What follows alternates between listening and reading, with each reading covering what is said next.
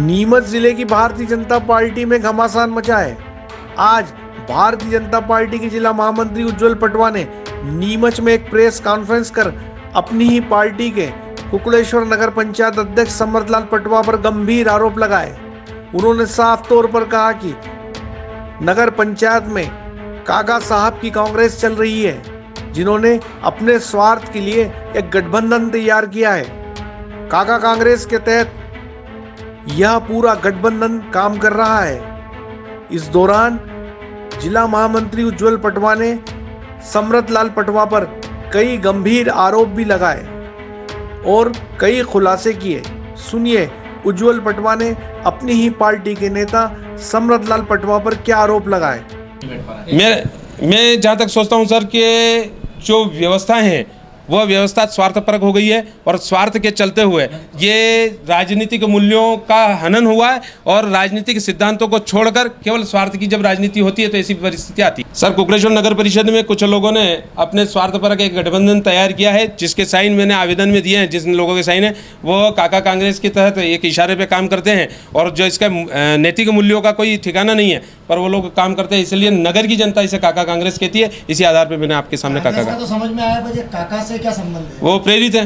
काका कौन है? हमारे अध्यक्ष जी, जिनको पूरा नगर बड़े सम्मान के साथ काका साहब कहता है। समरतलाल जी पटवा जी आदरणीय समरतलाल जी पटवा साहब को काका साहब कहा जाता है। आदरणीय पटवा जी की जिस मूर्ति की स्थापना के बाद उसका विस्तार किया गया, उस जमीन को आगे बढ़ाया गया, उसमें 14 फीट से ज़्यादा रोड काट दिया गया, यह गलत है। ऐसे कई निर्माण और कुकड़ेश्वर में जो निर्माण सीमेंट कंक्रीट के किए गए, जहाँ तक मेरी जानकारी में सरकारी गुणवत्ता के मामले में वह काफ़ी पीछे हैं। सारे निर्माण संशय के घेरे में आप इसको देख सकते हैं। और जो मुद्दे मैंने उठाए, जिसमें प्रधानमंत्री आवास के आवंटन में किया गया जो पक्षपात है, जिसमें उचित लोगों को नहीं देते हुए अनुचित लोगों को पहले दे दिया गया। मेरा किसी से विरोध नहीं कि उनके मकान क्यों दिया गया, पर मेरा विरोध इस बात का है कि जिन लोगों की आवश्यकता ज़्यादा थी उन्हें पहले मिलना था और जिन्हें आवश्यकता कम थी उन्हें बाद में दिया जा सकता था। साथ ही साथ जो लोग किराए के मकानों में रह रहे हैं, ऐसे 400-500 परिवार है, उन परिवारों के लिए भूमि आवंटन नहीं होने के कारण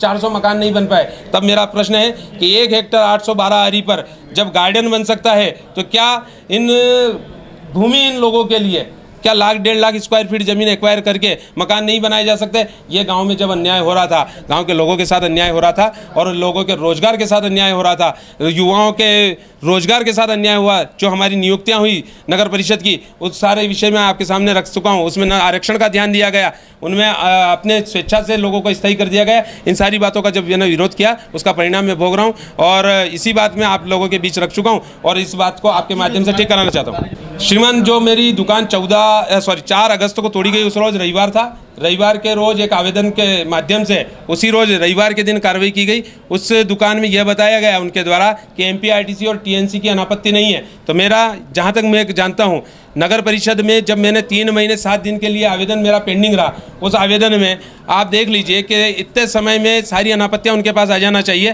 पर उन्होंने अनापत्ति न लेते हुए केवल उलझाने के लिए, और चूंकि मैं जनहित के मुद्दे उठाता रहा हूं, इस बात को रेखांकित करते हुए मेरा नुकसान करने के उद्देश्य से वह दुकान तोड़ी है, जिसकी अनुमति मैं आपको दे चुका हूं। और अन्य लोगों की अनुमति जो पड़ोसियों की थी, जिसमें किसी प्रकार की 16 नंबर की शर्त नहीं है, वो मैं आपको दे चुका हूं। वह पुराना निर्माण की जगह मेरा नवीन निर्माण है, कोई नया अलग से निर्माण नहीं किया गया।